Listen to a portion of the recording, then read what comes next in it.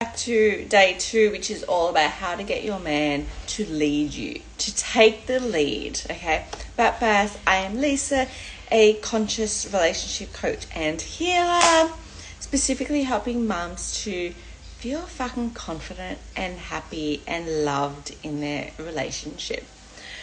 Okay, so today's another big one, and I'm going to try to pass on the message or the wisdom that's flowing through me that I know that someone needs to hear from me today.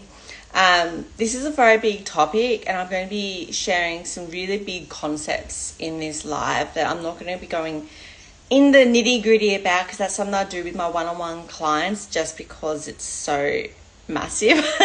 So I really hope you understand the concept. If you want to go deeper in how to implement or embody this and put this into practice into your current relationship, make sure you do reach out to me to work with me one-on-one, and I'm more than happy to have that chat with you. But for time, unless you want to hang out with me all day long, we don't have time to go into all the concepts. But basically, let's just start, small, but also going broad. How to get your man to lead. Like, we all love this concept that we need saving. We want this knight in shining armor. Like, it's kind of like the movies. We want a relationship to basically be a duplicate of what we see on TV and the movies.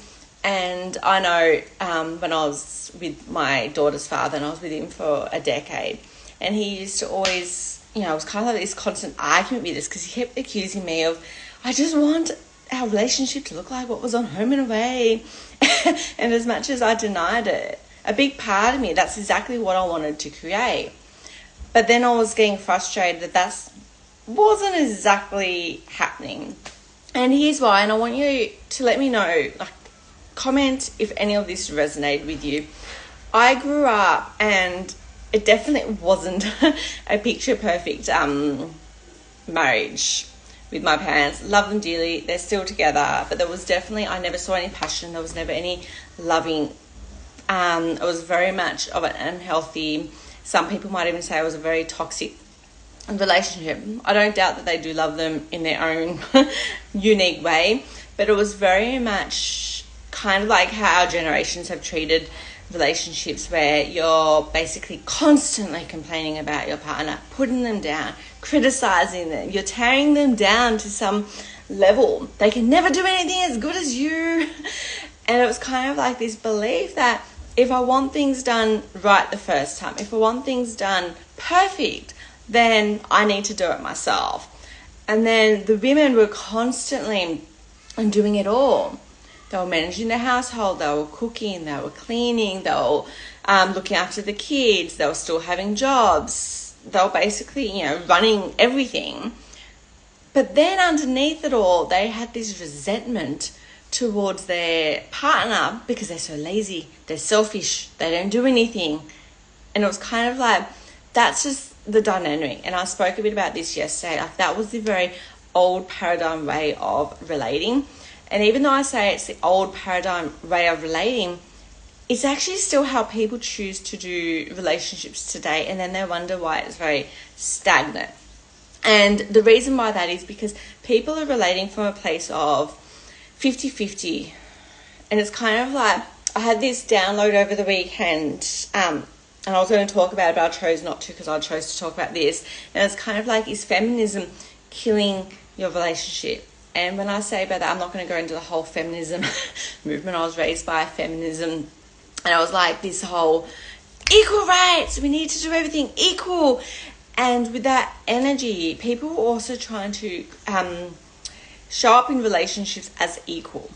And they were getting frustrated. I do more than you. I took out the trash. You need to cook dinner. I cooked dinner, so therefore you need to do the cleaning up. I did this with the kids, so now it's your turn to do this. And it was kind of like, I see it as a very transactional relationship. And then they wonder why it's, about stale conversations. There's no passion. There's no intimacy. They're not feeling seen. Their needs aren't being met. And it's the place from, because women come into these relationships expecting equality.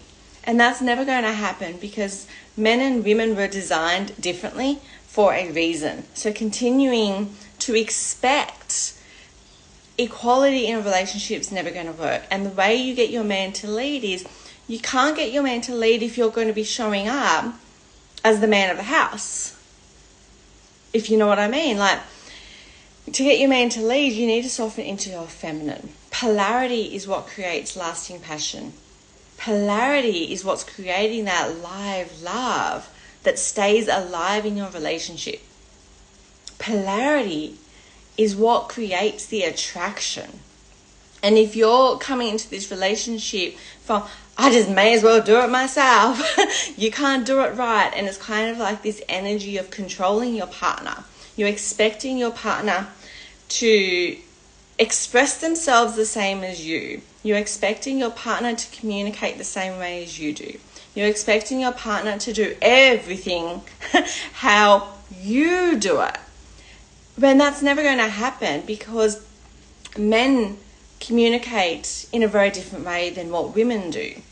Men express themselves very differently to women.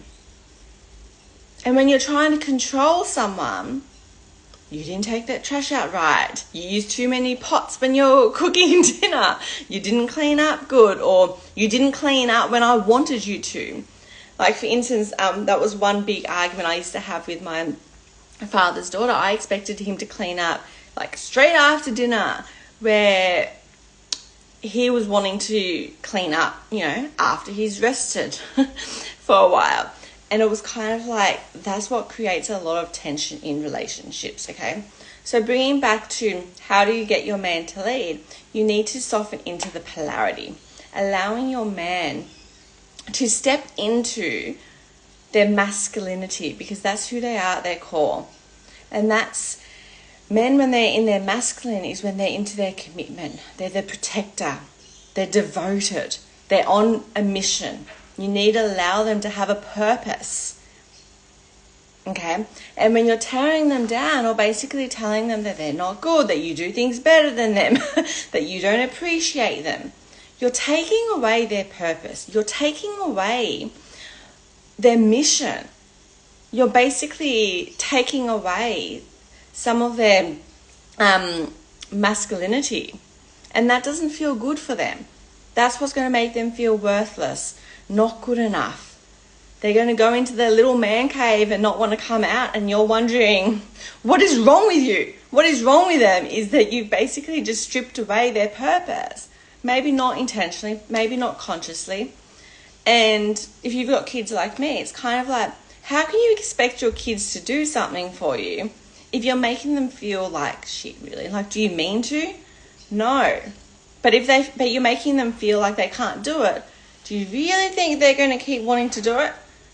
Even looking at yourself, like, are you going to want to keep doing something if you know that it's never going to be good enough for the other person?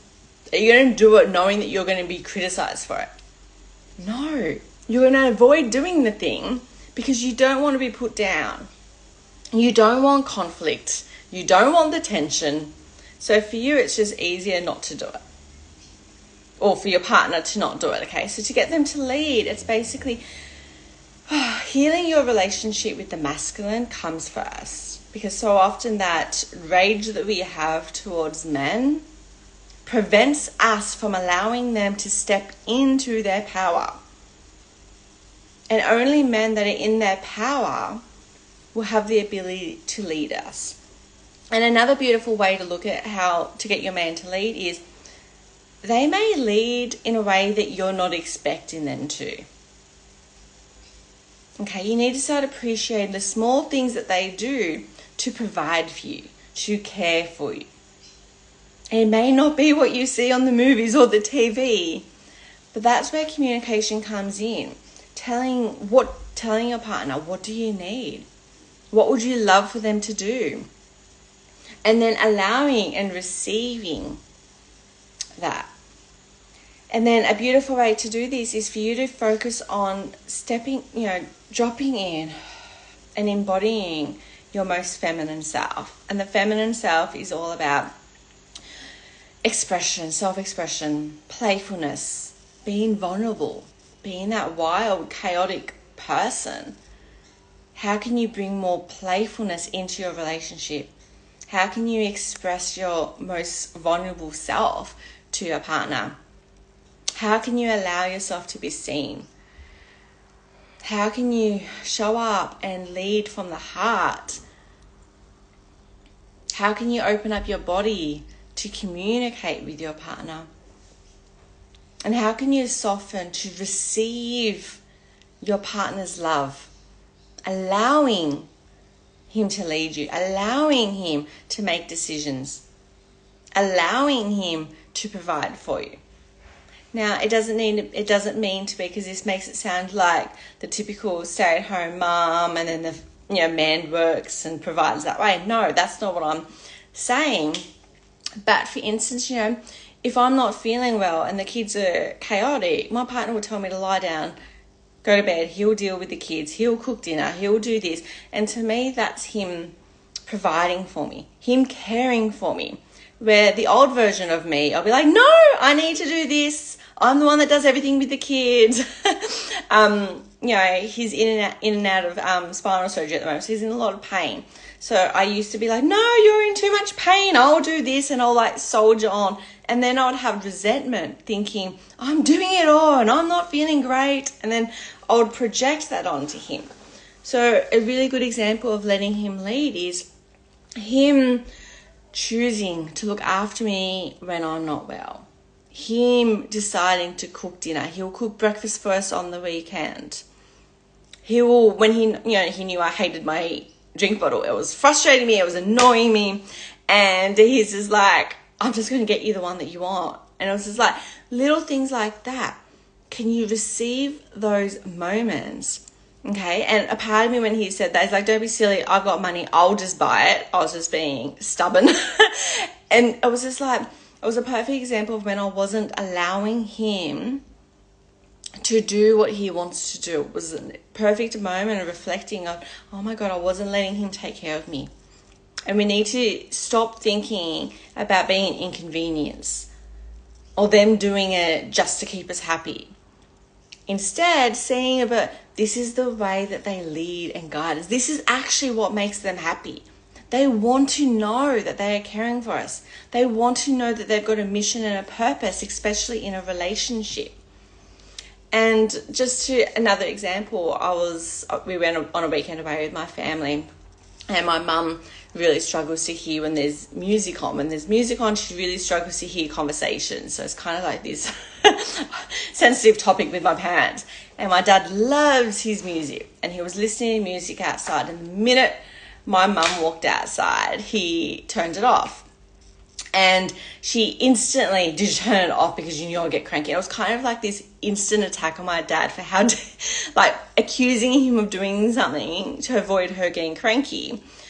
When a perfect example could have been like, he did that because he was thinking about her. He did that because he knows that she struggles to hear. So he was doing it from an act of love, where because of the energy she's in, it was like this this straightaway shut down, tearing down, and kind of like instantly create this tension in the relationship. So it's kind of like, to get your man to lead, how are you reacting to the little things he's doing? Are you allowing yourself to be taken care of? Yes, we are independent women now. We can take care of ourselves. Okay? We are well and truly capable of looking after ourselves. And there's a lot of, and this is why I guess I'm getting frustrated with the feminism movement, is that idea that we don't need men. We don't need anyone to look after ourselves. We need to be right with ourselves. We need to be our own provider. We need to do everything for ourselves. Now, yes, that is true. Okay. Especially when you're looking for a partner. I truly believe when you're single, you really do need to be right with yourself. You really do need to get into a relationship, not needing a relationship. Even now with clients, I'm constantly teaching clients, is you need to get to a point in your relationship where you don't need your man. Because that desperation, that attachment you have to your partner is also what kills the relationship. So you do need to, and this is what I spoke about yesterday, prioritizing yourself, then your man, than your relationship, because you do need to get to a point of no attachment, not needing your partner, but consciously choosing your partner on a daily basis, okay? So where was I going with that? Give me a moment. So even though we are wildly independent people, we need to allow ourselves to be taken care of. So our belief that we need to look after ourselves, we need to be independent, we need to do, we do everything the best. We're the best at, the cleaning and the cooking and raising families, etc. But then also separating that and going, I might be good at looking after myself, but I'm now allowing my partner to look after me. I'm allowing to be taken care of my partner because that's what makes him happy. He wants to lead me. He wants to care for me. He wants to take after me. Now, before I wrap this up, because I know I've landed a lot with you and this might, take some time to land for you, is I truly believe on the flip side is that it's not just about you. We also not need to be selfish. As much as and this topic is about getting your man to lead, he's also going to want to lead you more if you also look after him. But you also need to prioritize him. And I don't want to use the word worship because I don't like the energy behind worship. It is kind of like worshipping him. But let's change the word to appreciating. Just like anything, when you appreciate, it's kind of like when someone validates you, when someone appreciates you, when someone tells you how amazing you are, you're more likely to keep doing it because you know you're doing something right. You're feeling good. So your partner is going to want to more show up for you when he knows that you appreciate it. When he's feeling appreciated and loved and seen and acknowledged by you, he's going to want to move heaven and earth for you. Okay? But I do also want to say, and this is what I did so wrong in the very beginning, is expecting. Okay, so if I treat him like this, I'm going to get this out of him. That expectation is felt and it's not nice. Okay, it's going to kind of like build tension, especially when you don't get exactly what you want, how you want to get it. So it's kind of like love is appreciating just because you choose to be with him. You choose to be in the relationship. You love him, so therefore you're going to find things to appreciate daily. You're going to find things that you're going to say yes to daily when it comes to your relationship. You want him to feel good just as much as he wants you to feel good, okay? And then creating that polarity is how he's going to want to keep showing up and leading you daily, okay? Okay, so I feel like I'm complete. I've shared all the things that I want to share. Let me know what resonated in the comments for you. If you want to go deeper and having some guidance and help with healing what needs to be healed in your relationship, feel free to send me a DM and we can chat about working together one-on-one. And I'll see you tomorrow for our final day together. Bye.